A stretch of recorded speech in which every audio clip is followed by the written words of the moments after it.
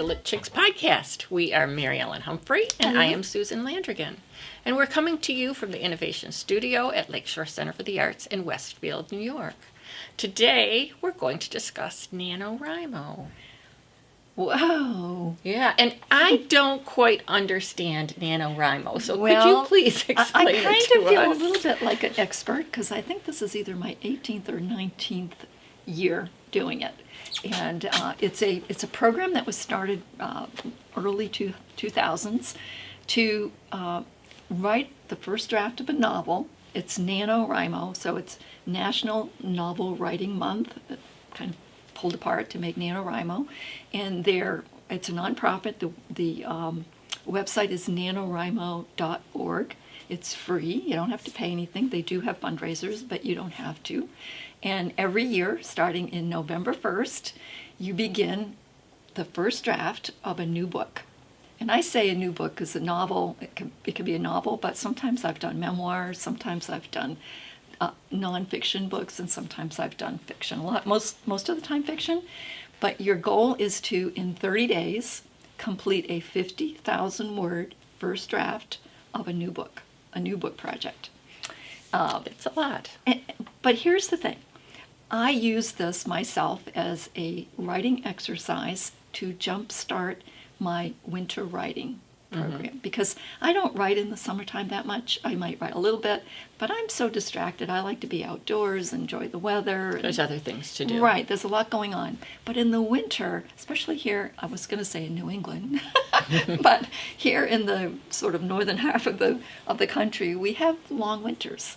It gets dark early, and you can't go outside as much. And so winter is a time for me to spend writing and immersing myself in writing. Snuggled up inside. Yeah. And so the key thing to remember, if you want to do this, and I'll tell you how to do it in a minute, but the key thing to remember is the rules are flexible and it's your project. So if you want to say, you can modify it. You can say, well, this year I want to start a new novel, but I'm only going to shoot for 10,000 words because I've never done it before. That'll be my goal. Or you can say, I want to do 2 novellas. I'll have 50,000 words, but I'll have 2 different stories, each 25,000 words. It's flexible because you're not competing with anybody except yourself. Your measurement is only for you. What happens is you sign up on NaNoRhyMo.org. You go in and you create a profile. It will keep track of all your projects. So all my projects are in there, even though it's been 15 to almost 20 years. They're all listed. And out of the 17 or so projects that I've done every year, I have completed 50,000 words.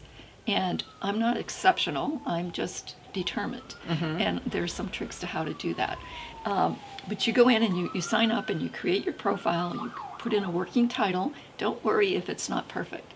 Sometimes you put in a title just as a placeholder, because you don't always know the title of your book until you write your book. And so then you decide, and a lot of times I don't even decide until November 1st. Some years, all year long, I'm thinking, I'm going to be doing this project for Nano this year, and I'm excited about something. There was a book that I wanted to write about, it was going to be a spoof on the State House in New Hampshire, and because New Hampshire is a very first in the nation primary, politics is like an industry there. So I wanted to write a spoof. And I knew that it was going to have ghosts in the hallway, and I knew it was going to have a murder mystery. It was going to be a real spoof. But I didn't know what the story was. And in this particular year, and I want to say it was 2014 that I used this project, I had just read a book on writing. It was called On Writing by Stephen King, where he said, take a environment, a setting that you know, pick some characters you're kind of familiar with, and let them tell the story. So here's the key thing with Nano. I like to experiment. I like to step out of my norm for writing and try something I haven't done before. And I have never stepped into the world of fiction without at least an idea of where I'm going. But I took his advice that year, and I started writing, and I said, okay, here's my characters, and I spent some time initially just figuring out who they were and giving them names. And you did complete the book. I did complete the book. And then here's the thing. Sometimes you'll write a project like this and it will simply be a writing exercise. You look at it afterwards and you go, well, I spent a month writing, and I did a lot of it, which was really good, but the subject and the topic and whatever, it isn't working for a book. It's not worth the revision and the time I'm going to take. So don't feel bad about that, because that was a really good writing exercise. And it jump-started your writing so that now you're more focused on projects going forward. So the goal is not to have a completed project at the end. It's just to get the rough draft of That's correct. It's your first draft, and it's 50,000 words. In most cases, I have sort of the full story, but there are times when I get to 50,000 words and I go, well, there's another 25,000 words here, and I'm just not going to do it right now. But I finished the goal of 50,000 words. And so you've really got a good chunk of that book done. So November and December are busy times for me. They are. And I don't think I could do that at this time. But can I do it later? Of course, you could do it anytime. Like in the winter? In fact, they have created other months of the year where they have Camp Nano, and sometimes I'll say January. January's not so busy for myself, and I'll say, you know what, I'm going to do a Nano project, but I'm going to do it from January 1st to January 31st. And you can do that. You can do whatever you want. But for this recording, for November, the novel writing month, you go in each day that you write and you put your word count. Now, just so you know, those who are mathematically wondering here, to write 50,000 words in 30 days, because there's 30 days in November, you got to do 1,667 words a day. If you double space your pages, that's like 7 pages. If you single space, it's like 3 pages or 2 pages, depending on what size font you use. So to get an idea of how you want to do that, I like to set a goal of being done before Thanksgiving, which is perhaps a little aggressive for somebody who hasn't done it before. But if you are cooking Thanksgiving dinner and you have guests coming, which I do this year, I have to have this pretty much wrapped up by the 22nd or 23rd or whatever it is before that Thanksgiving day. So that's a lot of writing. It's a lot of writing, and there's been years that I've done it when I was working full-time, when I had a job, and most years, in fact. And so it's interesting that on those years I was more disciplined because I knew I had to work, so I might write. You had a schedule. Right. I might write for a half hour before I left. I might write for an hour in the evening, and then I might spend all day, either Saturday or Sunday, catching up. And in those years when I was working, most of the time it would take me the whole 30 days to reach the 50,000 words. But it's not like you're putting a list out there that everybody sees. Only you see your profile page. But you have a chart that will show you. So day one, your goal is 1667, and you did 1,500. Your chart will show you just a little short. It'll give you where your target is. So let's say you're a jackrabbit writer. You go really slow and then you go really fast. So during the week you might do 500 words a day, but on the weekend you do 8,000 words. So you're going to have this, So, but it helps you keep on track.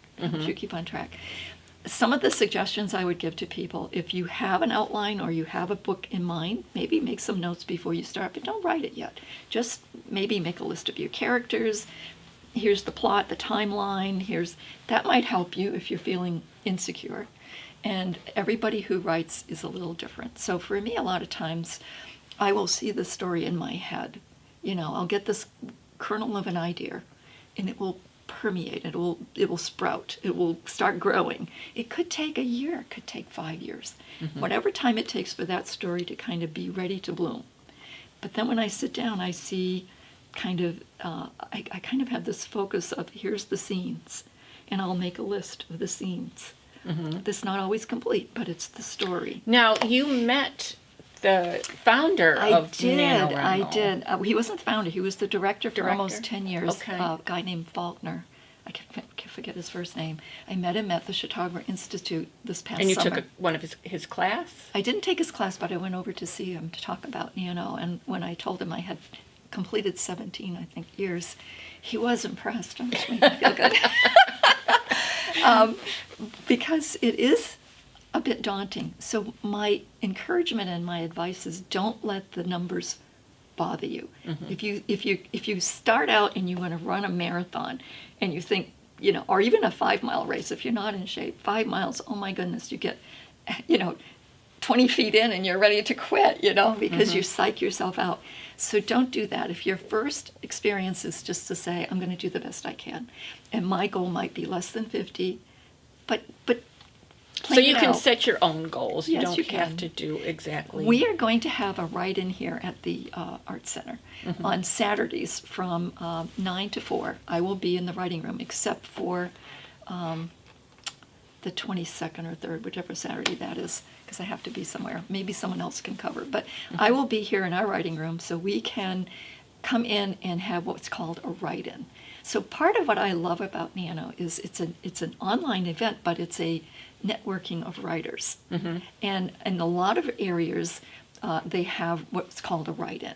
And we're going to do this, there's 5 Saturdays in November. We're going to do it for the 4 that I'm available. And the last Saturday, which is, I believe, the 30th, we're going to have the final write-in and celebration for all of those who participated. And it doesn't have to, I hope and will help anybody who wants encouragement to finish 50,000 words, because let me tell you something, you can do it. You can do it. If you set your mind to it. You can. Yeah. You just have to be willing to figure out in your life schedule, where do I have time to write, and then focus on that. In whatever way you do write. I use a Word file because it tells me the number of words, but maybe you write by hand. Well, estimate how many words are on a page and then write that. There's 250 words on this page and this page and this page, and then you can post your number. Whatever works for you. The whole goal is to write spontaneously, to give yourself permission, and to accomplish this amazing goal, which will really inspire you. Yes. I want to try it, but I want to try it in the winter maybe. Yes. Well, let me know, because I'll do it again. Yeah. And we have sat up in the room and just worked on our projects. Yeah. And I find I get a lot done when we do that, because I have distractions at home, 4 of them. So yeah. So let's go on to the word for the day, which today is copious, a synonym of abundant and plentiful, and it's always used before a noun to describe something very large in amount or number. So with our Nano, we must do copious words each day. A copious amount, yes. I like the word plentiful and abundant. Those are very positive. Think about that with your words. I need a lot of abundant and plentiful and just positive words. Yes. And not be psyched out by it. Yeah. And I think, as I said before, if you are a winter writer, which I think a lot of people are, it's a way to jumpstart your writing. So once I'm done with Nano, I now am invigorated to tackle my projects in December. Of course, we also have holidays, which is a challenge. But come January 1st, I sit down, I look at my projects, I reorganize my list. Here's what I want. Copious amount of projects. I do. And so what am I doing in 2025? I'm already know. I'm going to have at least 2, if not 3 books that I release in 2020. That's a big... I always overchoose, but if I set this goal, I might get 2 done, or 1. But that's my copious, plentiful goal for 2025. See, I'm already planning ahead. But that's me. Well, I like to plan ahead too, so that's how you get things done. It is. I don't like to-do lists, but I like accomplishment lists. I like to say, and now that I'm retired, on my list are things that are fun, right? Things that bring me joy, things that make me happy, things that I can share. It's not like when I was working and I had to take a course for this, or I had to, go to this meeting, or I had to do. These are things I choose to do. And there's a different mindset when you choose rather than have to do something. Yes. Well, thank you for spending time with us today. We value your feedback, and we'll see you next week. Happy writing!